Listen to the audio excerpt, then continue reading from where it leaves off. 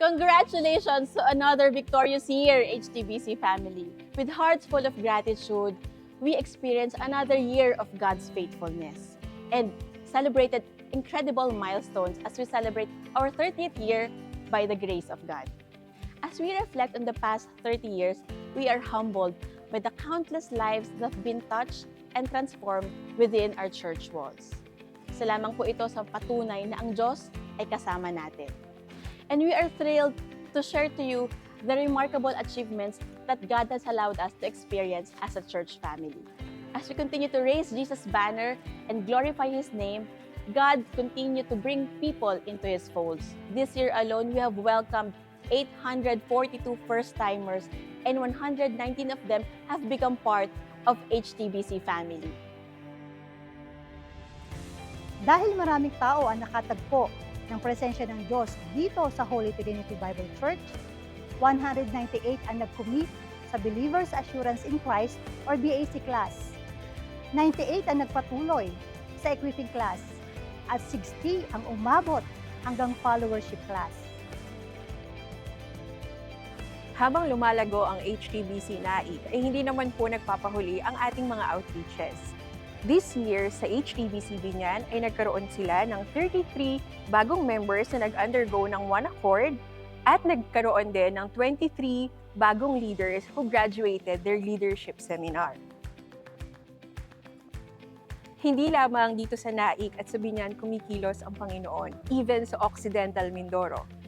Sa HTBC Barahan ay nagkaroon sila ng 118 na nag-undergo ng One Accord seminar at 27 sa kanila ay natapos na rin ng leadership.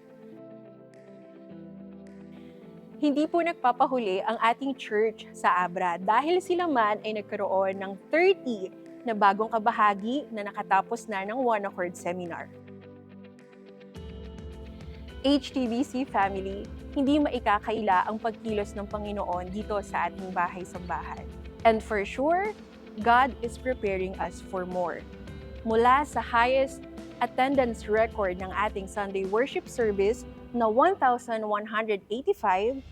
God has raised 176 committed workers. Dahil dito, God is expanding our facilities to cater for more people.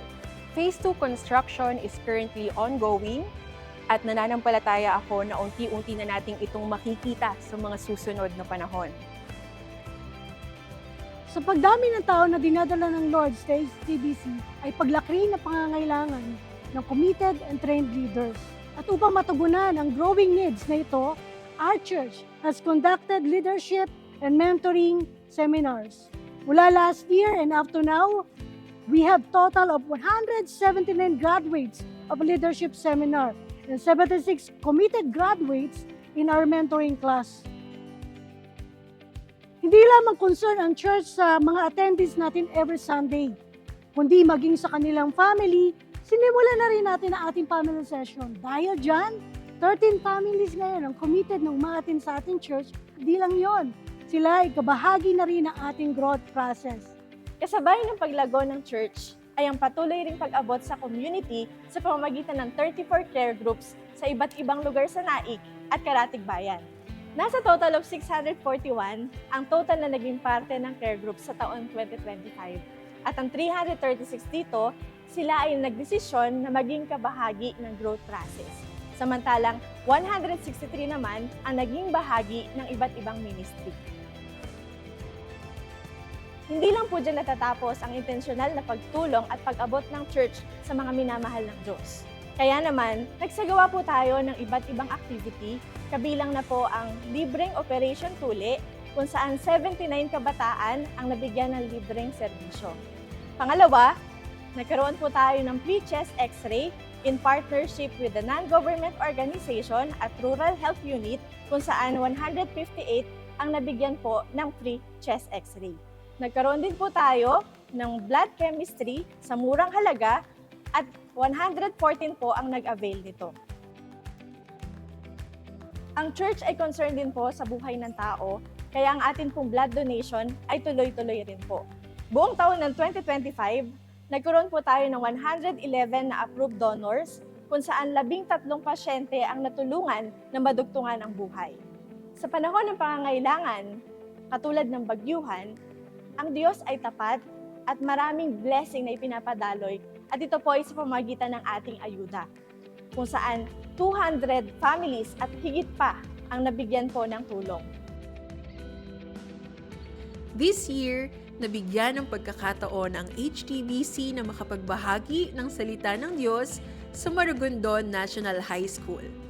Ilan sa tinalakay dito ay ang application ng Word of God sa iba't ibang uri ng negative thoughts na nakakaapekto sa grade 9 to 11 students. Naanyayahan rin ang HTBC na magsagawa ng leadership seminar sa mga person with disabilities o PWD presidents ng bawat barangay ng NAIC, pati na rin sa mga children representative ng bawat barangay. Sa kauna-unahang pagkakataon ay nakapagbahagi tayo ng godly principles ng leadership sa ilan sa mga sangay ng LGU ng NAIC. Ilan lamang ito sa mga hakbang na ating ginagawa upang makapagpunla ng Word of God sa ating komunidad. Let us be intentional sa ating spiritual growth by next year.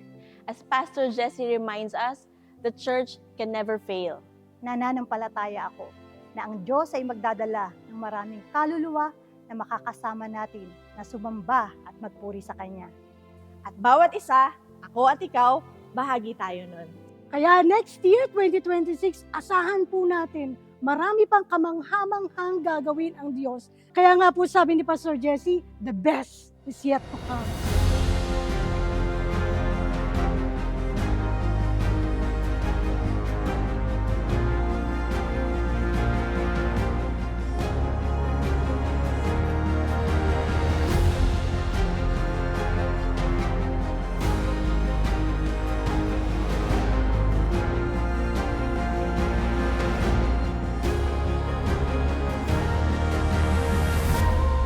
30 years anniversary pa lamang. Nagsisimula pa lang tayo.